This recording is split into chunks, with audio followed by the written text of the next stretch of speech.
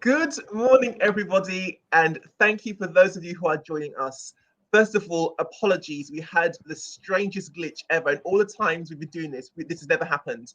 Logged on this morning and everything was in Portuguese. I have absolutely no idea why or what happened. I think StreamYard was updating something and they didn't notify us properly what was going on. So I obviously don't speak Portuguese, so I wasn't able to work it out. But between myself, Chica, we've worked everything out. So apologies for the lateness, apologies for the glitch, but we are here, we are now live. So please come in and join us. Come in and join us. Today we are going to be talking about Dr. Nee's prophecy with regards to Ashanti Airlines. Quite an interesting topic. So I'm glad to hear his take on this. And for those of you who joined us for the first time, thank you. Ordinarily, I'd re-go through Dr. Nee's social media handles, but because it's wiped it all off in the glitch that happened, I'll add that to his YouTube description page so you can see that after the broadcast. Okay, so Dr. Nii, over to you. Please explain. Yeah, good morning, everyone, and sorry for the glitch. As for me, I'm not techno savvy at all. When you bring these things to me, I'm a complete illiterate. So I don't think there's a digital signature. I don't think I'll be able to sign my digital signature.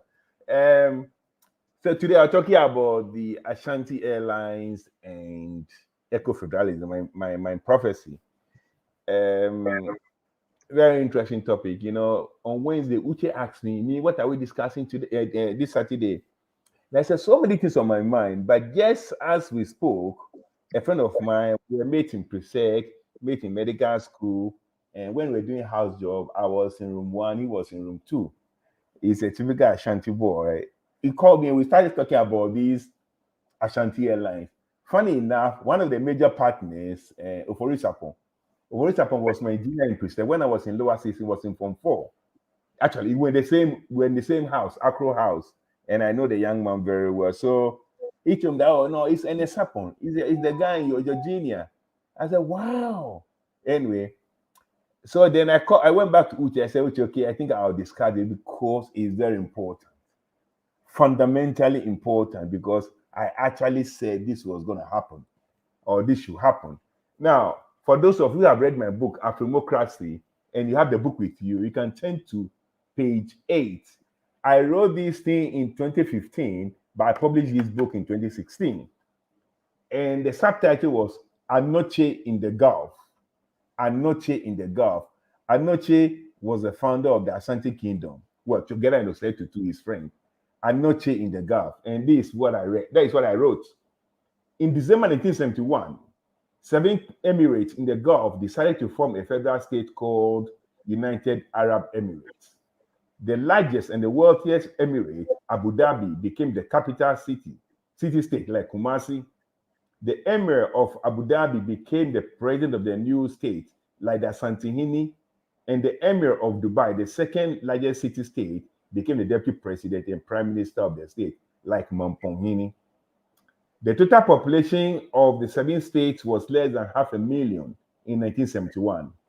The total land surface is 77.7 kilometers square, about the size of northern region in Ghana.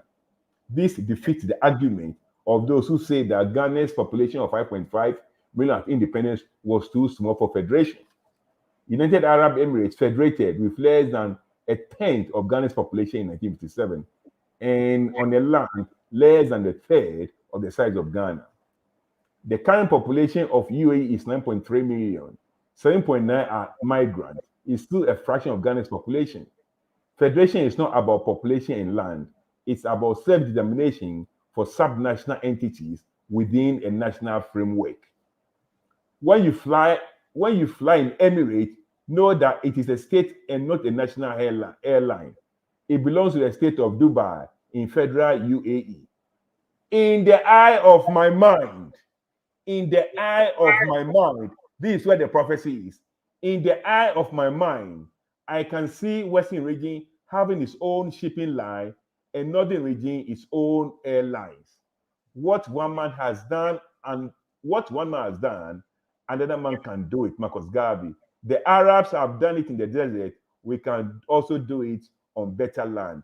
In the eye of my mind, in my imagination, I can see Western region having its own shipping line and Northern region having its own airlines. Now, I didn't put Ashanti Airlines in this one because the whole sub-chapter was so much Ashanti influenced. So I decided to use Northern region having its own airline and Western region having its own shipping line. But the concept of Ashanti Airlines, I wrote earlier on in my letter to the Ecofed to Ashanti region, because then I formed Ecofed for all the regions, Ecofed platforms. And in that platform, on that platform, I said I could see having an Ashanti Airlines. In the one for Greater Accra, I wrote that I could see having Adowa Airlines. You know, Adowa, the gazelle, is a symbol of the Ghana people. And I said I could see, for the water airport, I said I could see, but what I mean basically is this. This is what Ecofed or economic federalism delivers. Next slide, please. Or first slide. Okay. Next slide. So what's my prophecy? And that's what I just read. Anoche in the Gulf, pages 8 and 9, Afro-democracy brewing the African port. That's what I read that, you know, when you go to UAE and you see Emirates, you are not talking about a national airline like Ghana Airways or whatever. UAE belongs to Dubai. It belongs to the state of Dubai. Their national airline is Etihad, which is based in Abu Dhabi, the national headquarters, the national capital. Okay. Now, and I said in the book, Afro-democracy, that when we see prosperous Dubai, prosperous UAE, prosperous Abu Dhabi, it didn't drop from the sky. It came from a structure, and that structure was federal. And they actually copied what Anoche did over 300 years ago. When Ashanti was founded, the head of Kumasi City State, the Kumasi Hini, became the president of the federation. And the deputy president was not one of the Kumasi chiefs, but he went to a different state, Mampong, another city state. So the head of Mampong became the deputy president of the federation. That's what they copied. When you go to UAE, the president is the head of the city state of Abu Dhabi, and the deputy president is the head of Dubai, the second state. And we all see the results. Now, Dubai has become one of the favorite destinations of Ghanaian politicians. They don't think of how to build a Dubai. In Kumasi, they don't think of how to build a Dubai. In Tamale, they don't think of how to build a Dubai. In Bongatanga, no, they have to take our money and go and spend it in Dubai because we are just stupid. Absolutely stupid. I've never seen any political class that like the Ghanaian political class before. These absolute disgraceful people. Next slide, please. The synthesis. So here we are talking of how did I come about with economic federalism. I've given you the example of Ashanti, how Okonfo-Addo decided that he was going to build a federation based on 5 city states. And the city states, he didn't plug them from the sky. You have to be able to provide a certain number, I think 10,000 men for war. You have to provide a certain amount of gold dust for the war machine. You have to contribute to the GDP. Okay? You cannot be made a city state because of anything else than having men for war and money for war. Men for war and money for war. Those were the basis for becoming a city state. That's why we call economic federalism. The federalism must be based on economic viability, not just creating regions for tribal warlords. It must be based on economic viability. And that means that you must have a certain number or a certain percentage of the labor pool, which is the critical factor of production. Then another synthesis, another learning area was South Africa, where again they created a federal structure. And I'll give you a clear example. When we were going to host the World Cup in South Africa in Johannesburg, Johannesburg is in the city of Gauteng. It was the Gauteng government, not the national government, that made a cow train. That's a new train network, 80 kilometers of train network. About 20% of it was underground. The first underground train system, I think, in Africa, at least south of the Sahara, in Africa, south of the Sahara. And it was the Gauteng government, not the national government, that popped out 30 billion rands, just about $2 billion to make that underground train and the surface train for people to move around for the World Cup. And that is the thing. No region in Ghana has that capacity.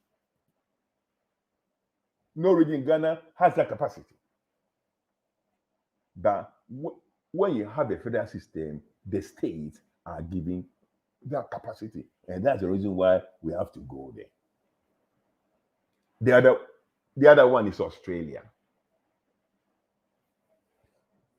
In 2032, Brisbane, no Sydney, no Melbourne, the third city in Australia is going to host the Olympic Games.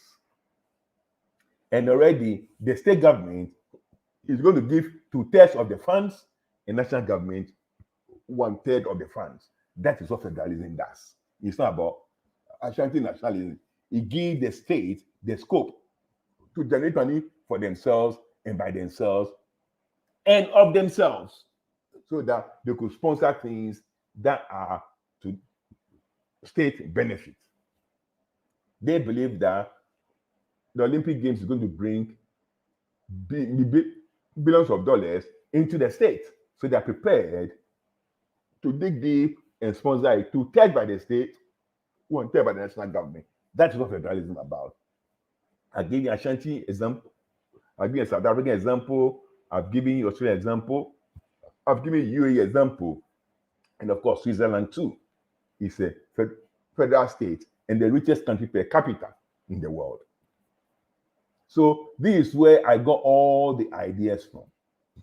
And that's why I say that Afro-democracy, in its fullest extent, is democracy brewed in African pot. You already have the ingredients here. And we take the best practice from other parts of the world to make it complete. Only the best is good for Africa. Next slide. So what are the core principles of Ecofed? What are the core principles? One, every state will be based on 8 to 10% of the population.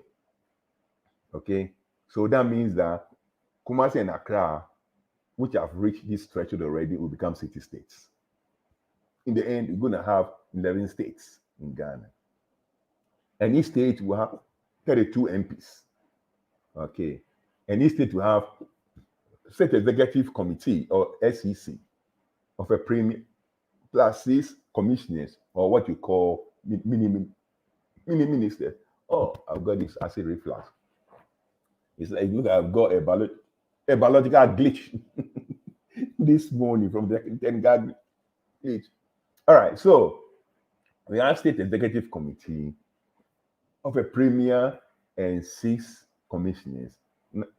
These 6 commissioners are for the core services, which are the mnemonic is help and heat. H for health, E for education, L for law and order, P for power and water, A for agriculture industries, H is housing, I is infrastructure, and T for transport. So you could see there that we have housing, infrastructure, and transport under one commissioner. And that brings the issue of Ashanti Airlines, Adowa Airlines, Water Airlines, Northern Airlines, or Savannah Airlines, whatever what you call it, because transport is going to be a state area of sovereignty. Transport is going to be a state area of sovereignty. So you have 6 commissioners, one for health, one for education, one for law and order, one for power and electricity, power and water, one for agriculture industries, and one for housing, infrastructure, and transport. This is where the solution to Ghana problem is. Ghana, everybody is talking now, we have a good IGP. Who cares about IGP anyway? Law and order must be a state responsibility, not a national responsibility. You cannot sit in Accra and say what happens in Tamale or Boku or Bolga. Anything they have to call Accra for IGP or whatever. No. Law and order is a local problem. It must be solved by the state. Now, within a state, you're going to have 5 districts. And each district is going to have a mayor and 6. You're going to have a mayor and 5. You're going to have a DC of 6 members, a mayor and 5 other members. Anyway, where would they come from? The DEC will come from elected members of parliament. Now, let me explain this. Every state will have 5 districts, and every district will have 5 constituencies. So it means that every district will have 5 members of parliament in the state parliament. Every district. Now, that means the state parliament 25. Today, as we speak, 30% of members of these assemblies are appointed by the president. We scrap that. No president will ever again sit in Accra and decide 30% of members of this assembly for Wale. It should never happen like that. The State Traditional Authority, which is now called the Regional House of Chiefs, will put out adverts for 7 members, 20% of members of the parliament. They put out adverts for people who don't want to do raw active politics to apply to become members of the State Traditional Authority through the Regional House of Chiefs. They will go there, they will put eligibility criteria, those who are eligible to apply and whatever, because they want to add competence and capacity to the state parliament. And then the members of the State Traditional Authority will vote and select 7 people to add to the 25. To add to the 25 elected. That makes it 32 members of parliament. That means that when you take the speaker in a premier out, you'll be left with 30. These 30 members of parliament will then be shared, 5 of which will come from each district. Will add 1 more from the 7 from the regional house of chiefs. So that basically, the 30 members will be shared among the 5 districts, so that each district will have 6 members of parliament to form the district executive committee.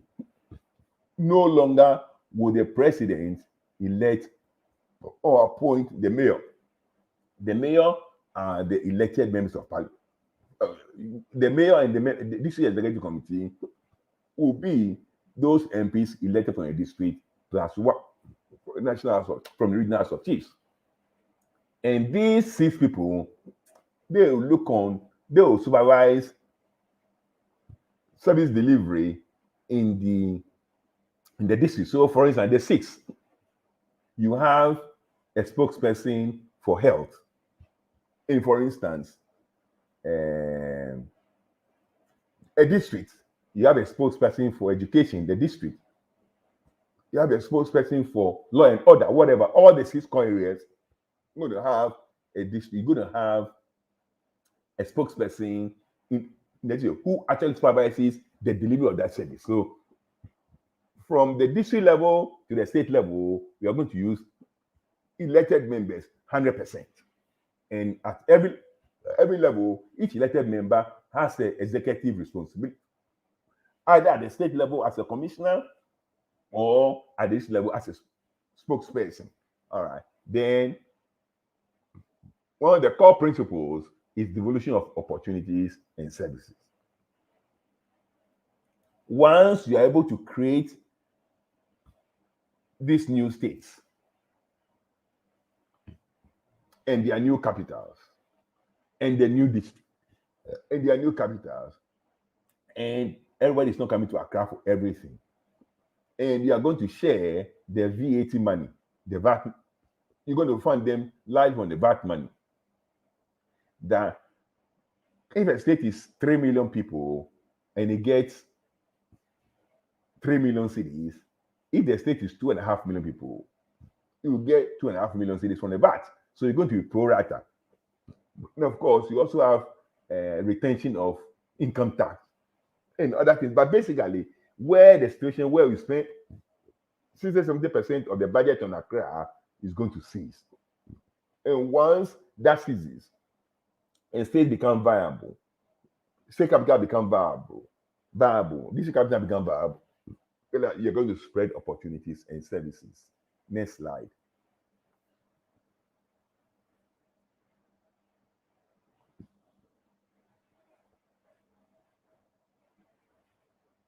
What is the soul of Ecofed? What actually will drive the unity in diversity? We cannot decide to be ostriches. We cannot decide to bury our head in the sand. Okay. Ghana is a multi-ethnic nation. Full stop. What we have to do is to create a mechanism that will bring everybody into governance. That will let everybody feel it's part of the governance system. That is the only way we can secure our future. United Kingdom is such an example. It's a multinational state. That is why when it comes to World Cup, you can have England and Scotland and Wales playing as independent nations. When it comes to Olympic Games, they decide to go there as Great Britain. They have that flexibility. We don't want to go to that far. What I'm saying is this. That has ensured, even then, Scotland is not 100% happy. And they are thinking of maximum devolution, which is federalism, basically, so as to contain the concerns of Scotland. That's how civilized people behave. You don't divide by any means, but unite with every means. And one of the ways to secure future unity is through economic federalism. When, for instance, Volta believes that he's got some control over his core services, the appetite to break away to form Western Togo will be diminished because now they have space in governance, which is legitimate, which gives them the right to self-determination within a national framework.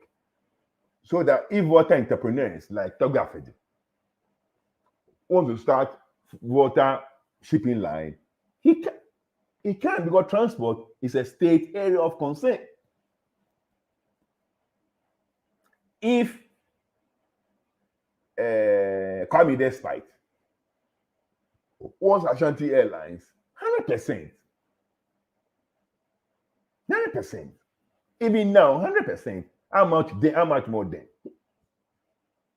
If anybody wants Western shipping lines or whatever, 100%, you can do it.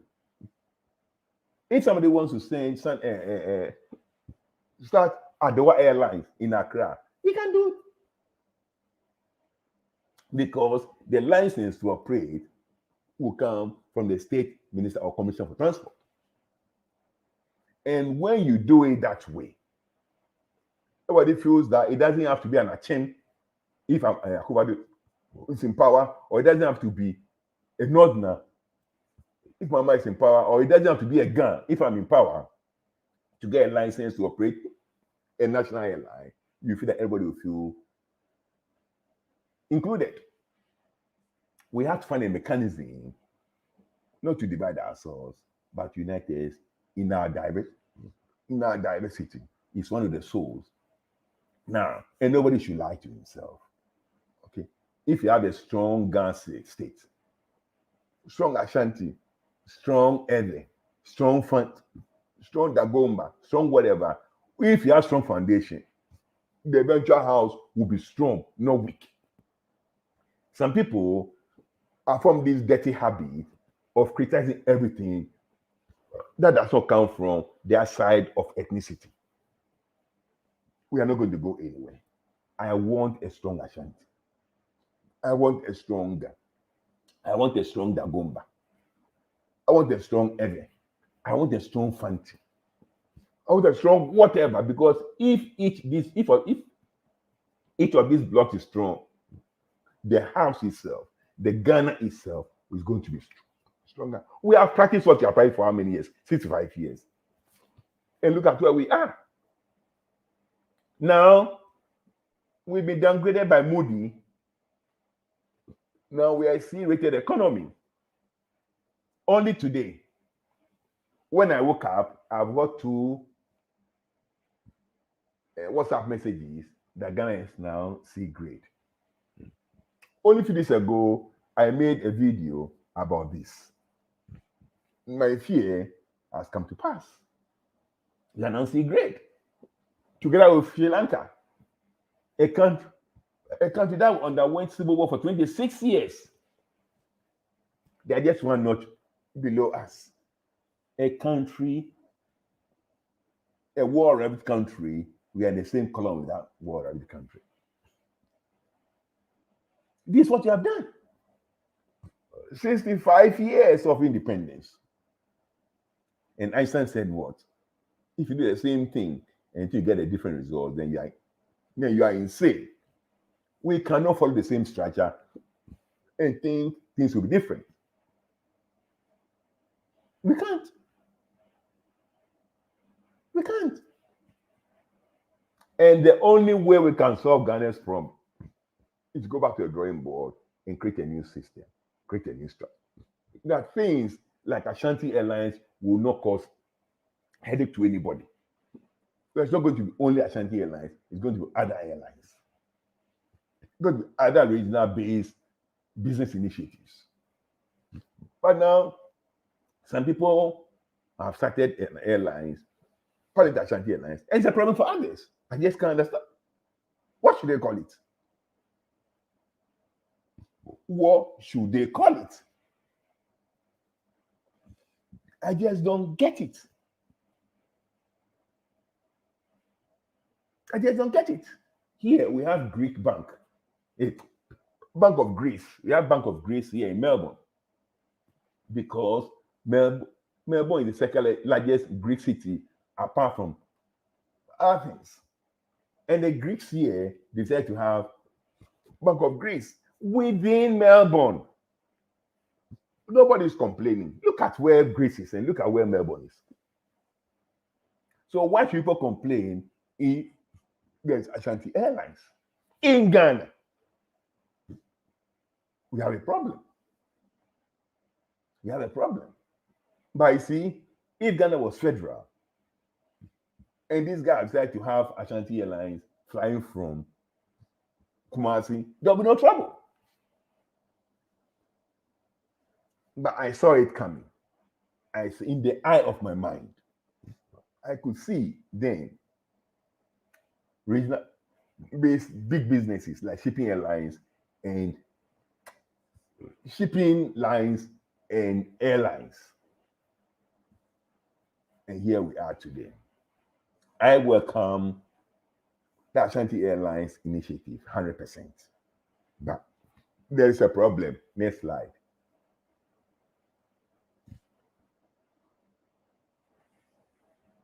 That's the problem. My only problem with Ashanti Airlines. It's not the day, but the model. It must not be private public. No way. It must be private. I believe that Kwame Despite and the Sapon can mobilize money by themselves to start their own private thing. Please don't involve the government. The government is Mr. Passy hand. What are these government touches? For that matter, any government is for the public. Touches, it brings pass. Will destroy it with their corruption, with their nepotism, with their gross incompetence. Please don't do private public. Okay? If you do private public, you write public comments. And some of them may not be favorable. Just do pure private. Pure private, and nobody will have anything to say to you. The name or mode of operation or your profit margins. Once you bring public in, you have to accept public criticisms. Fair or unfair, you have to accept them. Please go solo, go private.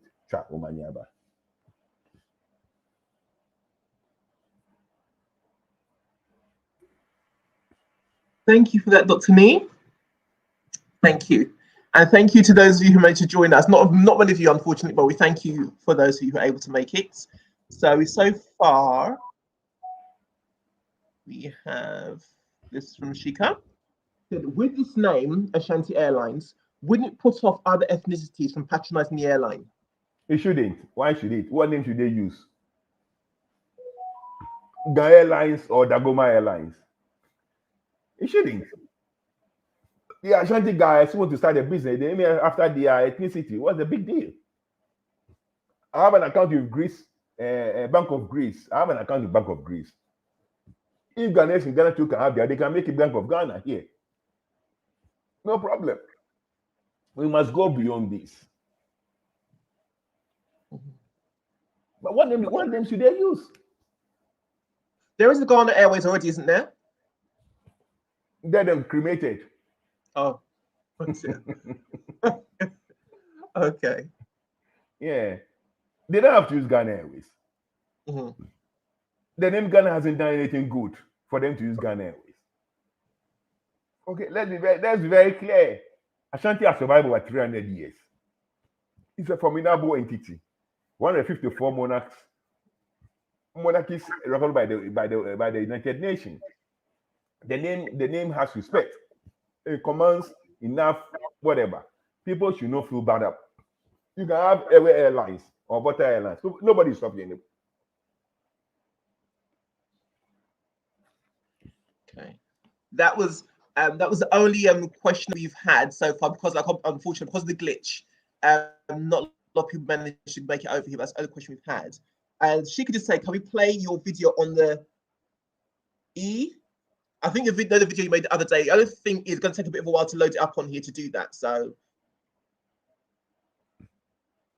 I don't know. Do you think? I don't know. Do you have it? I think you have it. Can we play? I don't know. Let's see. All right. Let me do it this way.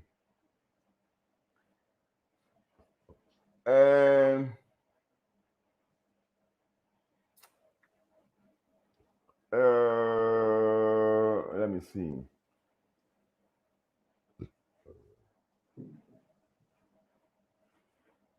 For those of you who just joined us, not clear, it's Dr. Nii made a video about electronic. Yeah, let me see whether I can play it. Let me see whether I can play it here. Mm-hmm. president of the African Reform Movement. One of my young guys asked my opinion about the e-levy. Can you turn it up? No, you need to turn it up and put it closer to the thing. Let me see if I can. The real economists, I mean the macro economists, have said that. Okay, let me see whether I can increase the volume.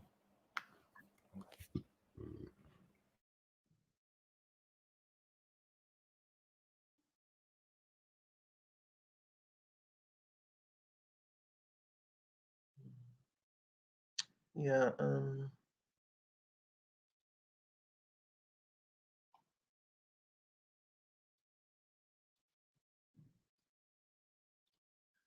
Yeah, Sheikah, sorry, it's yeah, I've seen it, but it's a question of it trying to get it over on here.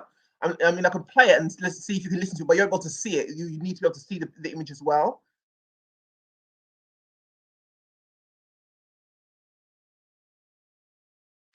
You're on mute. You have to put on your microphone. Your microphone. Microphone. Is a no-go. The market will be the real. Start again from the beginning, Dr. Nii. President of the African Reform Movement.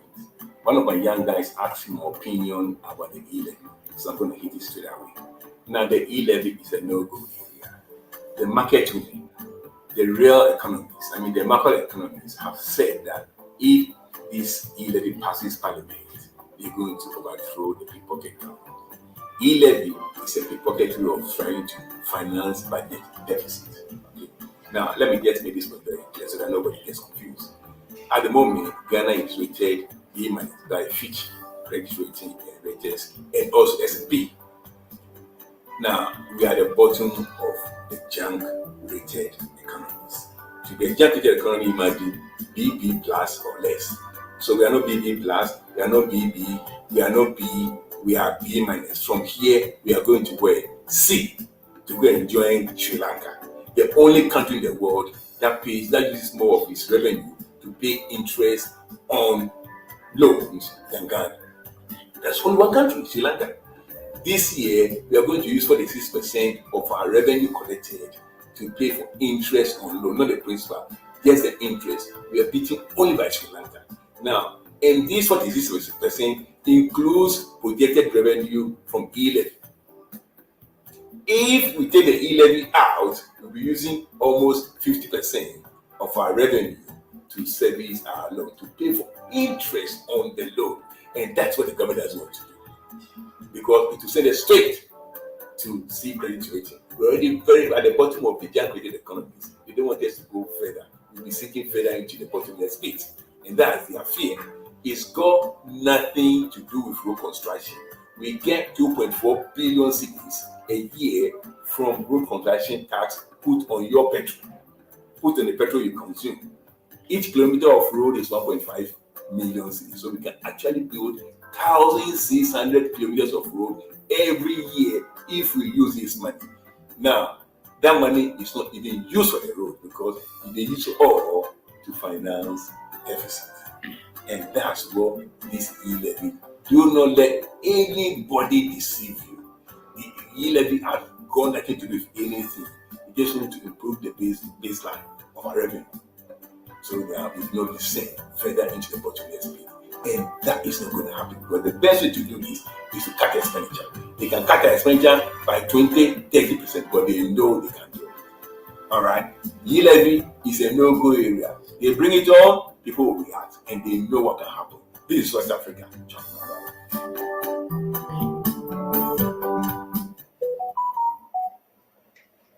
So as you did prophesy that was just, you just showed me this clip this week actually. So in a very short space of time, what you've said has actually happened. Yes. Very short space of time. Now Ghana is C-rated by Moody this morning. And now the C has got, I think, 3 or 4 categories. Mm-hmm. We are now CAA1. If we don't be able to send to CAA2 and then CAA3, then we go to D, the final. Look at that's never been in D before. So we are moving. We are really moving. So, brothers and sisters, here is the time to start planning for national rescue, resuscitation, and restoration. and it's starting here. But sorry, Dr. Nii, sorry to cut you, but within the next 2 years, or even the next month, what can be done? What can be done to stop Ghana from sliding down the categories?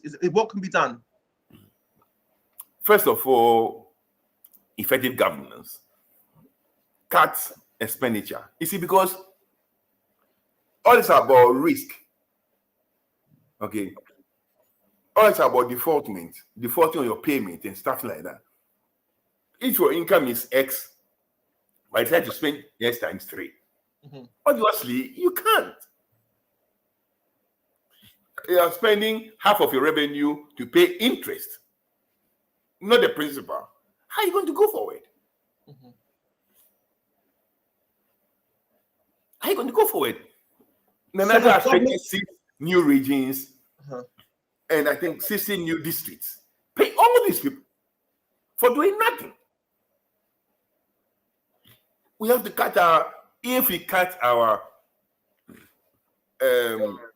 expenditure by 30%, we'll be balancing our budget. And that's what you have to aim at doing in the next year or two. Otherwise, it's impossible. There's no other magic. I mean, as you now slid down to C, do you think that the government might now start putting in place some emergency measures to try and turn the tide? They won't do it because that's their profit. The 20 or 30% of the budget is their profit.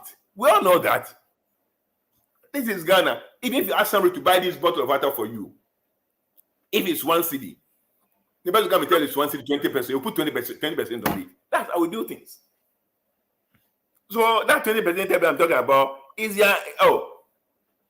sign a contract with somebody, the person gives you 10%. You give another person 10%. So by the end of the contract, 60% or 40% would have gone to bribe people. So he's going to put the 40% on the price. That's how we do things. Who doesn't know that? If you ask a Ghanaian to buy this for you, this, and it's 100 cedis, make sure know that you're going to pay at least 120. You lie to you. We need a new consciousness. People don't behave differently in government as different from in and out of government. We take our culture into government. We take our culture, our way of life, our way of behavior, our consciousness into government.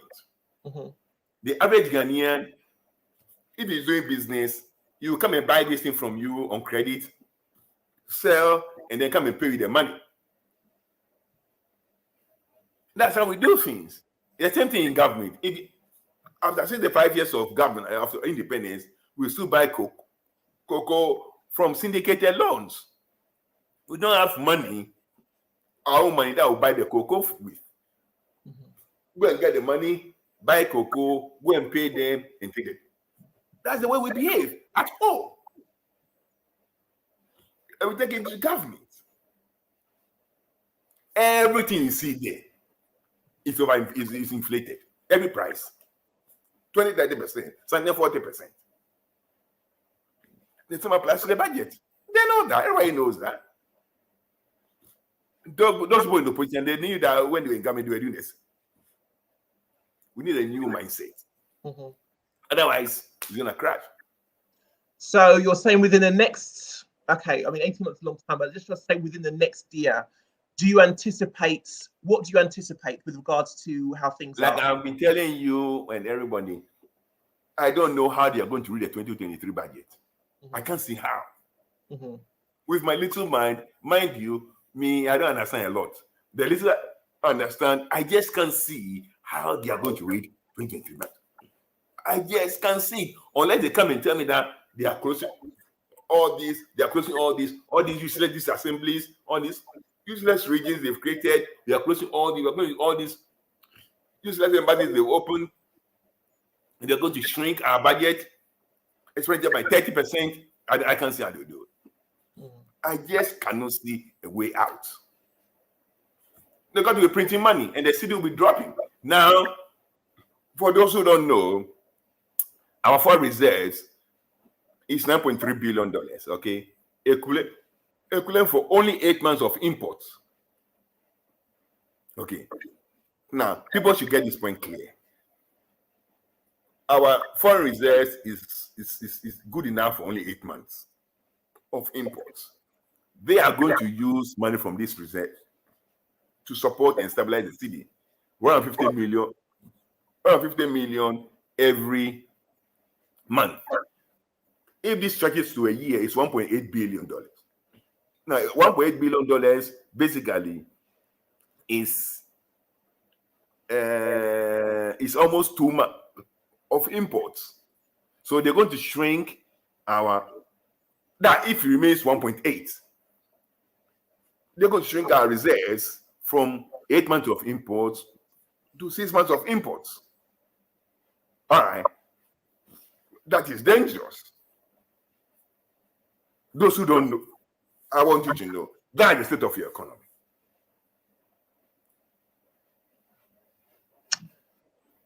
Oh dear. So there isn't a way forward, really. Basically, there's not a way forward for the next year or so. It's not any clear plan or anything. You have to slash expenditure by 30%. But we don't know. There's not really any way of knowing whether or not they're going to do that. I mean, if they've let it get this bad, who's to say they're going to do that? It's like your salary. Mm-hmm. If there's no way of increase your salary, then you have to cut down your expenditure. Yeah. Unless we find billions of diamonds somewhere tomorrow. But if it's going to be the same source of income as we have now, then I'm telling you, they're going to fall on the reserves. Mm-hmm. They don't get money from anywhere. The Bank of Ghana is going to print more cedis. The cedis will be very weak. And if the cedi shouldn't fall to the bottom of the bottomless pit, they have to pump in dollars to cushion it. Mm. Where do they get the dollars from? From your reserves. Your 8 months of import reserves, you're going to use to stabilize a cedi because you are printing money, because you are chopping more than your income. Yeah. How insane is this?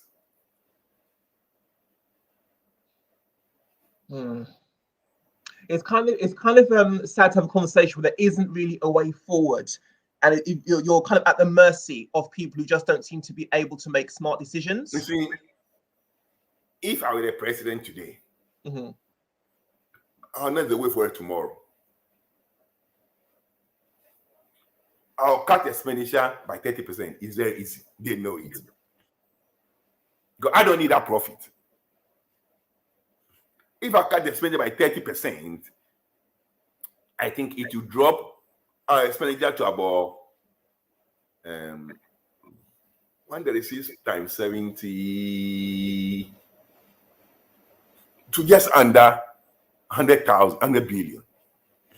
To just under 100 billion. Our projected revenue is 100 billion. So just by doing that, you balance. But they won't do it. They won't do it. So there's nothing. They won't do it. So it's like tighten your belts. You're in for a bumpy ride. You're in for a very bumpy ride. Then is basically if you are the chief executive of a place and you send your children to expensive private schools, right? And you lose your job, and instead of you keep them in that private school, then you have to go and beg. You have to go and beg people to raise money. If you don't want to do that, you bring it to public school. You cut your expenditure. It's as simple as that. Nothing more, nothing less. Yep.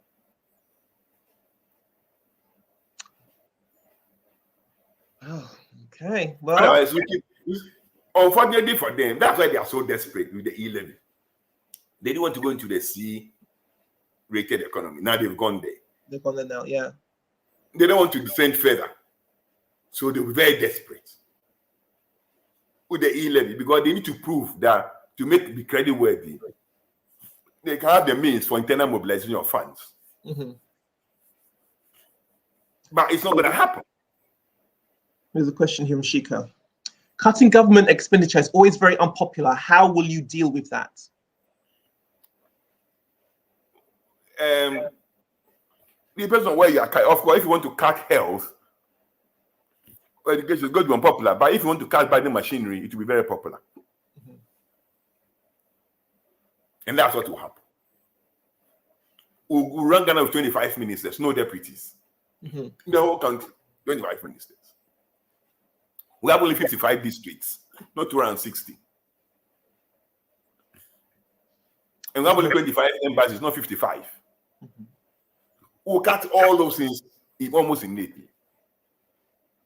She said that's probably why the government is not applying cuts in expenditure, because it's unpopular within the party. Yes, but because people have to lose their jobs. Mm-hmm. So, because you have to understand the party architecture and the way the party functions. People invest in the party as if they're investing into business, and nobody invests without dividends. So when you have such a structure, you're in trouble. That's why our structure is a franchise politics, which I'll talk about next week.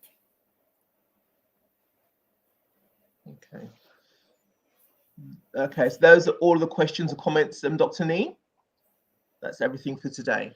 Yeah, I think the glitch. Yeah. Yeah. But this is the problem with Ghanaians. They are really impatient for their own salvation. You got to tell them. They are willing to wait for Ghana card for 3 hours in a queue. They go for 30 minutes because they are so busy. Busy about what? You got to tell them if they want fine, if they don't want fine. I don't really care. It's up to them. For those of you who when they see people like Lee Kuan Yew for their council and things they did, it just didn't happen. It took sacrifice. Yeah.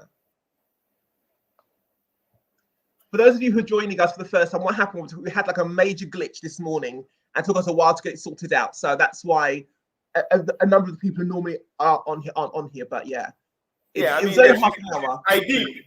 Ideally, they should keep checking and see whether something is happening. Yeah, that's people who are serious. Yeah, I hear you. That's a problem. If they hear that the president is coming here and it's like to be distributing 50 cities, people will queue there 5 hours to wait for the 50 cities. They're in trouble. Because we just don't have bad leaders, we actually have a lot of bad followers. The truth must be spoken. We have a lot of bad followers. And that's a problem. It's up to them. Okay, well, thank you those of you who did join us, and thank you for your questions. We will be back at the regular time of 11 a.m. next Saturday. The glitch, hopefully, it has been sorted out. StreamYard did something without any notifications, so it threw everything off. But I'm hoping that's the last time I do that. We should be back on our regular scheduled time by next week. So enjoy the rest of your day. Have a fabulous weekend, and we'll see you again next week. Take care then. Bye-bye. Bye.